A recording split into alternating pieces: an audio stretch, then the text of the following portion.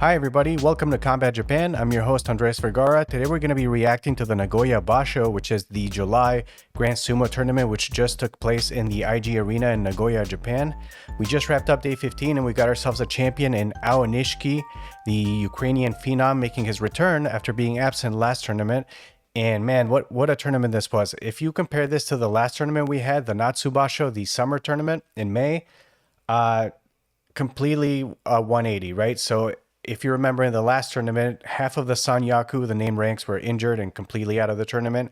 So we had Hoshoryu, Yokozuna pull out, Onosato, our other Yokozuna, pull out, Aonishiki, our Ozeki at the time, pull out.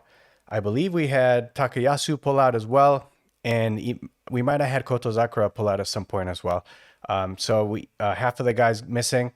And this time we got just about everybody with the exception of Wakataka Kage, who had a injury on his left thigh and he had to pull out of the tournament. He had acute compartment syndrome, which is, I'm not sure what it is. I think it has to do with like swelling, and so much so that they had to, I believe, operate, or otherwise he could risk losing his leg. So it's pretty severe. So it's unfortunate for Wakataka Kage, who just won the previous tournament and was hoping to make that Ozeki run, but unfortunately he had to be out of the tournament entirely. Besides that, we had a few other injuries, including our Yokozuna Hoshoryu, who had to pull out about, I believe, on day 12 or so. In addition to Hoshoryu, we had an injury from Wakanosho, who was looking really great in the first third of the tournament. I think he ended up being like 5 or 6-0 before getting injured, and unfortunately he had to bow out of the tournament as well. But besides those three, I think most of the Division 1 wrestlers were able to make it through the entirety of the 15 days. But this was a very, very fun Basho to watch. I think the finish was super exciting. We had a 3-man playoff where we had 3 wrestlers with a tied record after 15 days. And the way that playoffs work when you have 3 people is that they draw straws for 2 of them to go in a match. And the winner of that first match must go against the person who sat out and win again in order to win a 3-man playoff. So basically you have to win 2 matches in a row. And this keeps repeating over and over again until somebody wins 2. So theoretically it could go on for a while. And the 3 men that were tied were Sekiwake Atami Fuji, Ozeki Kirishima, and obviously our winner, Aonishiki, or Sekiwake 2 West. In addition to the excitement of who actually wins the tournament, right, with the 3-man playoff, we also had some really good redemption stories, one of which is Aonishiki, right? So he completely set out last tournament. The tournament before that, he had a losing record for the first time. And coming into this one, he said, not only do I want to regain my rank of Ozeki, I'm actually gunning for the whole thing. I want to win the whole tournament. And that's exactly what he did. So we had a redemptive arc for Aonishiki. Another redemption arc would be Takayasu, who after having to pull out of the last tournament ended up being ranked Megashira 7, East or West, I forget. But he went 11-4. So he was able to come back healthy and he will be moving right up the ranks as well. Perhaps maybe around Megashira 1 or 2, around there. So good redemption on his side. Kotozakura had a redemption arc as well. So he was coming into this tournament Kadoban, which means that if he got a losing record, he would be demoted to Sekiwake, just like Aonishiki had happened to him. And he was able to get a winning record as well after not looking so great the last few tournaments. If you remember, Kotozakura was the Paris Exhibition Tournament champion, so he's been looking better and better. A lot more to be desired from him, but he's able to hang on to Ozeki and not be on deck to be demoted. So that was a good development. I would say another redemption arc would be Onosato. So he completed the tournament, even though he's been dealing with an injury on his shoulder, and he's basically competing with one arm. And even so, he ended up pulling a 9-6 record, losing to higher caliber guys. But, 9-6 is really not that bad when you consider that he's not at full strength. So that was impressive from Onosato as well. I can't wait to see what he looks like once he's fully healed. But that troublesome shoulder has really been giving him a lot of issues. So he will hopefully look better once he's healed. All right, so let's get back to the 3-man playoff. So we're coming into day 15, and the highlight bout of the whole thing was basically Atami Fuji versus Aonishiki. Coming into day 15, Aonishiki had a 12-2 record, and he was facing off against Atami Fuji, who's a much, much larger wrestler, very talented. But anyway, so Atami Fuji was coming into this 11-3. So if Aonishiki had won this match, he would be 13-2 and win the whole thing because nobody could catch up to him. But if he loses this match, you have Aonishiki dropping to 12-3, and Atami Fuji going from 11-3 to 12-3, therefore tied, right? So, and that's exactly what happened. So Atami Fuji was able to quickly dispatch Aonishiki using his size and just forcing him out very quickly. And when that happened, we immediately knew that we had a playoff because when everybody has a tied record at the end, you have to decide who wins for anybody that's tied. And so we knew we had a two-man playoff at this point. Our third man in the mix is Kirishima, who went against Ozeki Kotozakura. So we had an Ozeki showdown here, and Kirishima was able to dispatch him pretty quickly as well, improving from 11-3 to 12-3. So at this point, we have our three-way playoff between Kirishima, Atami Fuji, and Aonishiki. I love when stuff like this happens. It would have been a very anticlimactic if like Aonishiki won that match with Atami Fuji, because you still have like 3-4 matches after that, but you already know who won the whole tournament. So it's kind of just for show, I guess. I mean, I guess the stakes of winning the tournament are not there anymore. I would have been a clinched victory for Aonishiki, but they kept us at the edge of our seats, man. So like after Onosato defeated Koto Shoho at kind of the main event, because Sumo, they just go up the ranks, and the last to go are always the Yokozuna. As I mentioned, Hoshoryu was out, so Onosato was kind of the last person to go, defeating Koto Shoho, improving it to 9-6. But then as soon as that's done, they do the bow twirling ceremony, and then they move on to the playoffs to see who wins. So when they drew lots, the first two draw were Kirishima versus Atami Fuji. So Aonishiki sat that one out. Atami Fuji was able to use his size and basically just easily push out Kirishima. It was a quick match. So a lot of these guys, I know the matches are usually less than 10 seconds, but you got to think about it, man. The amount of oxygen you need to move, 300, 400 pounds of your own weight, plus another 300-pound dude, like they get winded pretty fast. And that, I think Atami Fuji was very lucky that this was kind of a quick one, because he was able to kind of turn it around and give Aonishiki the best he could in terms of effort. So at this point, Kirishima drops one. Atami Fuji goes against Aonishiki, and remember, you got to win 2 in a row. So Atami Fuji won 1. Second bout versus Aonishiki in the playoff, Aonishiki is able to just out finesse him. I think maybe Atami Fuji was a little bit winded at this point, but Aonishiki, I think, gets around him and just ends up pushing him out of the doyo. So now Aonishiki has 1 win, and he must defeat Kirishima to win the whole thing. So that moves on to the Aonishiki versus Kirishima match, which was super interesting to see, because as soon as they did the tachiai and connected, Aonishiki had an underhook, an overhook, but his head wasn't in, like, usually when you pummel like that, like your opponent's head will be right next to your head, right? You're kind of leaning on each other. Aonishiki's head was like underneath Kirishima's chest. And it was just a weird position, and, probably susceptible to some sort of snap down. But Aonishiki from there, in this weird, like, hunched over position, tries to go for a Kosoto Gake hook with his leg, which is like an outer hook to off balance Kirishima, which actually worked in terms of off balancing him, not in terms of taking him down, but Kirishima kind of stumbled over. And at that point, Aonishiki just dives for the legs, and it almost looked like a double leg from wrestling, but kind of a sumo version of it, as they both fall out of the doyo. And Aonishiki ends up earning his second victory in a row and wins the whole freaking thing, man. It's so exciting when that stuff happens. In fact, I'm going to see if I can get away with showing this. We'll see what YouTube does. But let me prop this up real quick. All right, so this is the last match, right? So this would be the third playoff match, because Atami Fuji won the first one, Aonishiki won the second one, so this would be the third. And if Kirishima had won this one, then Kirishima would have to beat Atami Fuji in order to win, to meet that 2 win in a row requirement. But let's look at the end of the Nagoya Basho. Turn the sound off. Here we go. Get ready. Tachiai.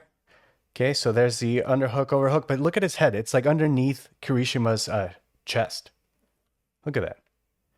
and he goes for the hook there, off balance, legs, boom, falls out, wins the whole thing. It looks like he might have got hurt. I hope he's okay. But damn, that is his third tournament win. I'll switch back here. Since joining Division One Sumo. On top of that, I covered this in the news roundup episode, but he regains his Ozeki status because once you get demoted, you get one chance, a Sekiwake. If you have 10 or more wins, you get re-promoted back to Ozeki. And that's what we have. We have a Yusho victory, third tournament win, re-promotion back to Ozeki. Things are looking really great for Aonishiki. So once he's Ozeki, remember, if he wants to aim for Yokozuna to wear, if he wants to wear the white rope, he has to win 2 tournaments back to back or a tournament equivalent. So usually it's about 13 wins or more. So this one won't count toward his Yokozuna run.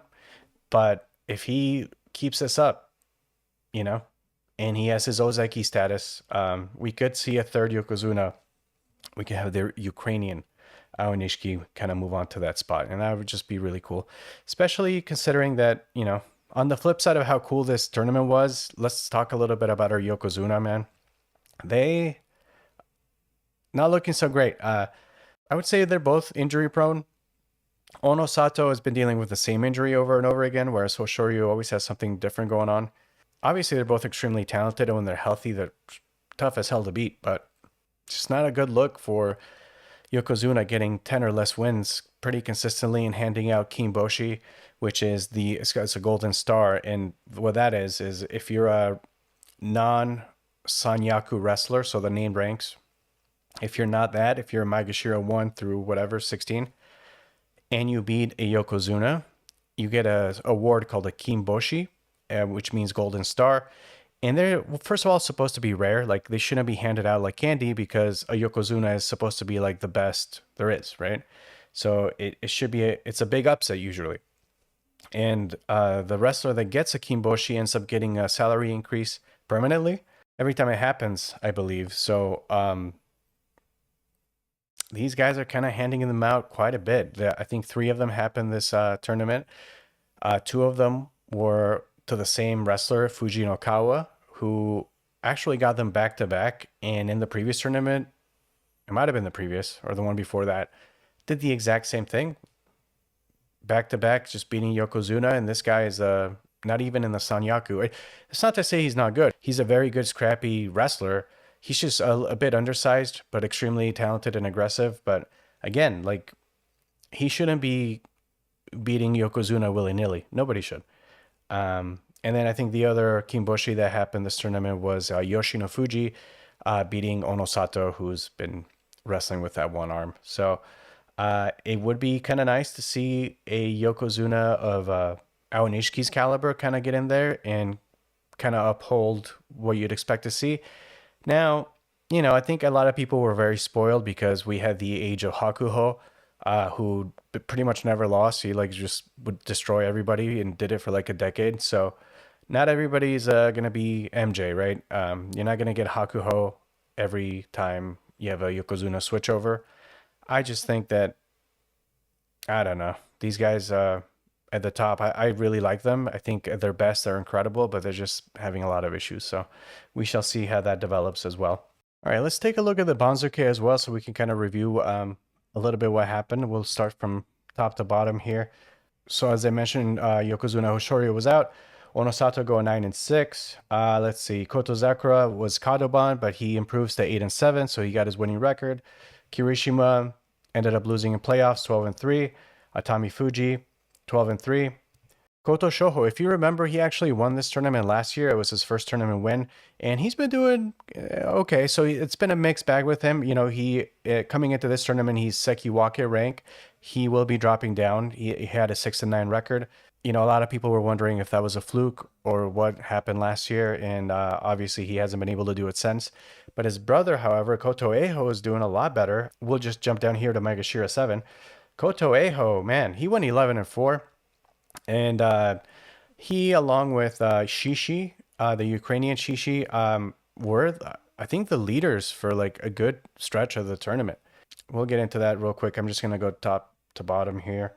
All right. So one other story, our Komosubi, we had Yoshinofuji and Oho. They will both be dropping from the Sanyaku into the Magashira ranks here. I think there's something definitely wrong with Oho. He went 2 and 13, and then for Yoshinofuji, he ended up going 6 and 9, which is a big bummer. I actually really like him. I'm always rooting for him.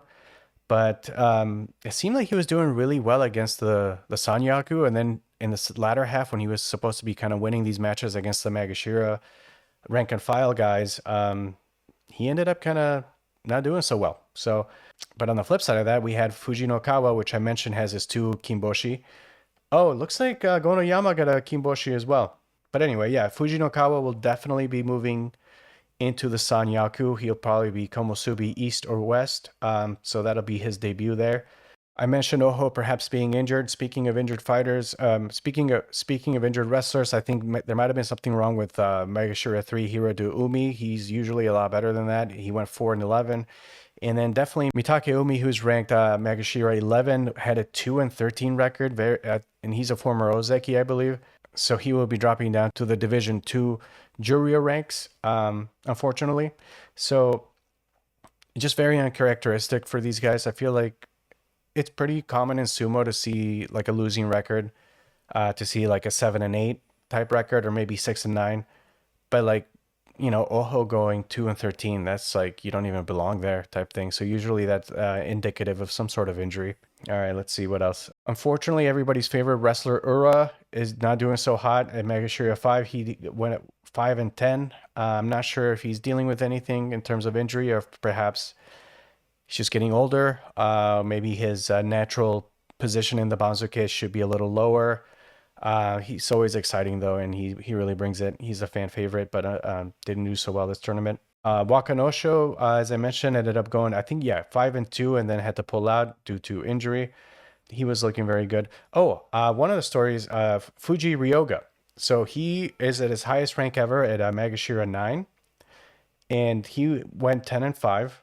And this guy just keeps getting like really good records. So he debuted, I think, I want to say maybe 2 tournaments ago, where he couldn't even tie his hair up in a bun because it was too short. So he had this weird spiky hair, but he's been just killing it and just getting winning record after winning record. So going 10 and 5, I would expect him to end up around Magashira 6, 5, around there. But he's one to watch for sure. He's a hard charging, very fun to watch guy. Another redemption story that I forgot about is Takeru Fuji returning back to the Makuuchi ranks Division 1. He was dealing with an injury and had to fight down in Juryo, and he's returning to the Division 1 ranks at Megashira 13. He did really great. He went 10 and 5, as well as Nishiki Fuji, who also went 10 and 5. So they will be moving up the Banzuke respectively. Looking down at the bottom of the Banzuke, we had the 2 debutees. The 2 wrestlers debuting this time around, and it was Kazuma and Daiseisan. Fortunately for Kazuma, he went 5 and 10, meaning he guaranteed a return back to Juryo Division 2. And Daiseisan did a little bit better, but not good enough. So he came into this Megashira 16 and went 6 and 9. So he will also be competing in Juryo in the September tournament, the fall tournament, the Nagoya Basho. Just real quick, Shishi. So it was Megashira 14 West. You can see here's his record of the last 4 tournaments, right? So he went 9 and 6, which is pretty good at Megashira 14. Then at Megashira 11, 6 and 9, and then at Megashira 12, 6 and 9, and now back down to Megashira 14. He goes 10 and 5. Shishi is one of those guys that he's not really known for being like a very technical type wrestler. He's just a big, strong dude. Sometimes, does silly things. He just doesn't look super coordinated, if I'm being completely honest. But I know a lot of people were very excited to see him just do so well. At some point, he was tied with Aonishiki and Koto Eho as the leader. So like if the tournament would have ended in day 8, it would have been like a Shishi tournament. I just like stories like that, the guy that you don't expect to do so well and just kind of crushing everybody. So he'll be moving up. And as I mentioned earlier, Koto Eho was another surprise. Not necessarily surprise, but just a cool thing to see, going 11 and 4. And he happens to be Koto Shoho's brother, who won the tournament last year in July in Nagoya. So that is it for the Banzuke review. Switch back here.